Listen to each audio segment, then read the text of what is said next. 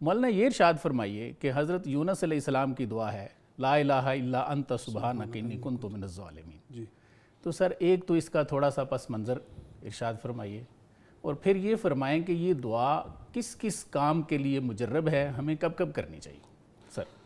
بسم اللہ الرحمن الرحیم. سب سے پہلے تو پروفیسر صاحب آپ کے پورے چینل کا شکریہ کہ آپ نے ہمیں گفتگو کا موقع عطا فرمایا. بہت شکریہ سر. آپ نے ماشاءاللہ بڑا اچھا موضوع جو ہے وہ منتخب کیا ہے سر اور میں سمجھتا ہوں کہ اس موضوع کی شاید سب سے زیادہ ضرورت بھی ہے. جی سر. اس کی وجہ یہ ہے کہ دیکھیں اللہ تعالیٰ نے خود کلام مجید میں جو ارشاد فرمایا ہے کہ وما خلقت الجن والانس الا لیعبدون، کہ ہم نے جنوں اور انسانوں کو اپنی عبادت کے لیے پیدا کیا. ٹھیک. اور حدیث کے اندر عبادت جو ہے، ایک روایت کا آتی ہے آپ صلی اللہ علیہ وسلم نے فرمایا الدعاء مخ العبادہ، جی. اور ایک روایت میں فرمایا الدعاء هو العبادہ، ٹھیک ہے. کہ دعا ہے ہی کس کا نام ہے؟ عبادت کا. بالکل صحیح ہے. ٹھیک ہے. اب رہی بات کہ جو آپ نے سیدنا یونس علیہ السلام کی دعا کا جو اللہ تعالیٰ نے کلام مجید کے اندر ارشاد فرمایا جی. اور اس کا آپ نے جو ہے وہ تذکرہ فرمایا، سر. تو سیدنا یونس علیہ السلام کی یہ جو دعا ہے جی جی. یہ انہوں نے کس موقع پر مانگی تھی، اور اس کے لیے اس کا پس منظر یہ ہے جی. کہ سیدنا یونس علیہ السلام کو اللہ تعالیٰ نے نینوا نام کی ایک بستی ہے، جی جی. اس کی طرف مبعوث فرمایا تھا. سر. اور جیسے کہ ہر پیغمبر آ کر اپنی قوم کو توحید کی دعوت دیتا ہے، اسی طرح ان کے اندر جو دیگر جی بالکل ایسے جو ان کے اندر جو خرابیاں خرافات جو چیز پائی جاتی ہے ان سے منع کرنے کے لیے اللہ انبیاء علیہ السلام کو مبعوث فرماتا ہے. سر.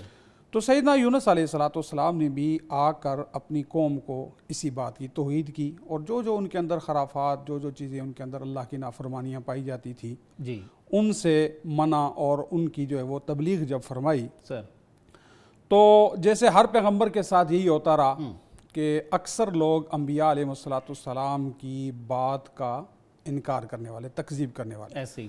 تو سیدنا یونس علیہ السلام کے ساتھ بھی ایسے ہی ہوا. جی. یہاں تک کہ بالآخر سیدنا یونس علیہ السلام قوم کی مسلسل جو سرکشی تھی، مسلسل نافرمانی تھی، اس سے تنگ آ کر انہوں نے بد دعا کی ایسے کہ اب اس قوم پر کیا ہو جائے، اللہ کی طرف سے عذاب نازل ہو. ٹھیک ہے. اور اللہ تعالیٰ نے عذاب بھیجنے کا وعدہ بھی فرما لیا. ایسے. لیکن سیدنا یونس علیہ السلام کو ابھی تک اللہ کی طرف سے یہ حکم نہیں آیا تھا کہ آپ جو ہے وہ کیا کر دیں، اپنی بستی کو چھوڑ کے چلے جائیں. ایسے ہی ہے. سیدنا یونس علیہ السلام رات کے وقت وہاں سے نکل گئے. اب جب قوم نے یہ دیکھا کہ سیدنا یونس علیہ السلام جیسے بھی ہیں لیکن کبھی انہوں نے جھوٹ نہیں بولا، ان کی کبھی بات کبھی ہم نے جھوٹ، اور دیکھیں جتنے بھی انبیاء علیہ السلام ہوتے ہیں نا، اللہ ان کو ہر خطا سے کیا رکھتا ہے؟ معصوم رکھتا ہے. معصومیت یہ انبیاء علیہ السلام کا کیا ہے؟ خاصہ ہے. بالکل ایسے. چنانچہ سیدنا یونس علیہ السلام جب وہاں سے نکل گئے تو قوم نے دیکھا کہ بھائی یونس علیہ السلام نکل گئے، لگتا ہے یہ اللہ کے سچے پیغمبر ہیں، صحیح، اب ہمارے اوپر تو عذاب آیا ہی آیا. چنانچہ سیدنا یونس علیہ السلام جب قوم کو لے کر مطلب قوم سے ناراض ہو کر چلے گئے، جی، تو راستے کے اندر یہ ہوا کہ جب دریا کے اوپر پہنچے، ایک کشتی والے کو جو ہے وہ سیدنا یونس علیہ السلام نے اس کشتی کے اندر سوار ہوئے. اس میں ایک تھوڑا سا ایڈیشن کر لیتے ہیں سر کہ بہت ساری جگہوں پہ یہ بھی لکھا ہوا ملتا ہے کہ کچھ آثار بھی جو تھے نا وہ آسمان پر ظاہر ہو گئے. جی بالکل ظاہر ہو چکے. جی جی. اور انہوں نے پھر الہا شروع کر دیا، رونا دھونا شروع کر دیا. تو اب قوم نے جب دیکھا کہ حضرت یونس علیہ السلام تو چلے گئے اور آثار عذاب کے جو آثار ہیں وہ بھی بادل وغیرہ وہ آ چکے تھے. ایسے ہی ہے.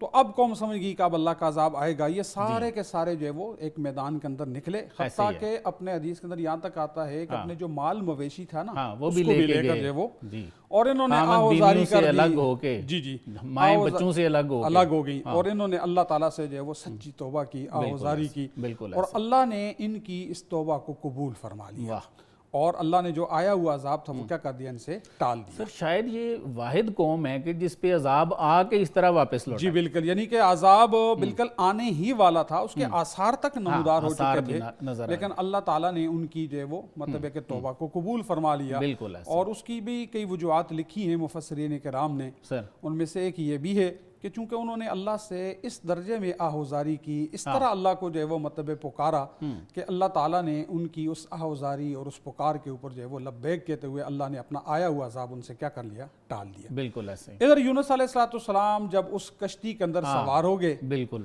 اور ظاہر ہے اللہ تعالیٰ نے ان کو مطلب ابھی تک وہی نہیں نازل ہوئی تھی کہ آپ اپنی بستی کو کیا کر دیں، چھوڑ دیں۔ بالکل ایسے حضرت یونس علیہ السلام جب کشتی میں سوار ہوئے، آگے جا کر کشتی بھنور کے اندر پھنسی، اور مطلب ہے کہ اس وقت جو ان کا جو ایک روایت تھی، ان کا ایک طریقہ تھا، وہ مطلب ہے ان کی روایت کے مطابق، عقیدے کے مطابق، اگر کوئی آبک بگوڑا کوئی آدمی اگر اپنے آقا سے غلام بھاگ کر آ جائے نا، بالکل ایسے ہی ہے، اس وقت یہ کشتی کے ساتھ یہ معاملہ ہوتا ہے۔ صحیح ہے۔ تو چنانچہ کہنے لگے کہ لازماً ہمارے اندر کوئی بھاگا ہوا غلام ہے۔ بالکل ایسے ہی تو سیدنا یونس علیہ السلام نے اپنے آپ کو پیش کیا، کہا بھائی میں تو واقعتاً بھاگا ہوا ہوں۔ بالکل ایسے، لیکن ان کی جو ظاہری اللہ نے اپنے نبی کو ایک ظاہری جو وجاہت دی ہوتی ہے، ان کی جو ظاہری جو مطلب ہے کہ عزت تھی، بالکل جو ہے مطلب ان کی جو سیرت تھی، صورت تھی، اس کو دیکھ کر کشتی والے اس بات کے اوپر یقین کرنے کو تیار نہیں تھے۔ بالکل ایسے۔ بہرحال پھر دوبارہ جب وہ طوفان کے اندر کشتی بھنور کے اندر پھنسی تو انہوں نے کہا کہ چلو اب قرآن اندازی کر دیں۔ 3 دفعہ قرآن ڈالا، تینوں دفعہ ہر دفعہ حضرت کا نام نکلے۔ اب مجبور ہو کر حضرت یونس علیہ السلام، بعض روایت میں کہ انہوں نے، اور بعض روایت میں کہ خود یونس علیہ السلام نے کشتی سے چھلانگ لگائی۔ جی۔ اب اللہ تعالیٰ نے مچھلی کو حکم دیا کہ آپ یونس علیہ السلام کو کیا کر لو، نگل لو۔ چنانچہ مچھلی نے سیدنا یونس علیہ السلام کو نگلا، اور لیکن کھانے کا حکم اللہ نے فرمایا کہ یہ آپ کے پیٹ میں رہے گا تو صحیح، لیکن اس کو آپ خوراک نہیں بنا سکتے۔ بالکل ٹھیک۔ اب اس موقع پر یونس علیہ السلام نے اللہ کو پکارا، سبحان اللہ، لا الہ الا انت سبحانک انی کنت من الظالمین، کہ کوئی الہ نہیں ہے، کوئی معبود نہیں ہے آپ کے سوا، سبحانک، یا اللہ آپ کی ذات بڑی پاک ہے، انی کنت من الظالمین، بے شک میں کیا ہوں، نا انصاف۔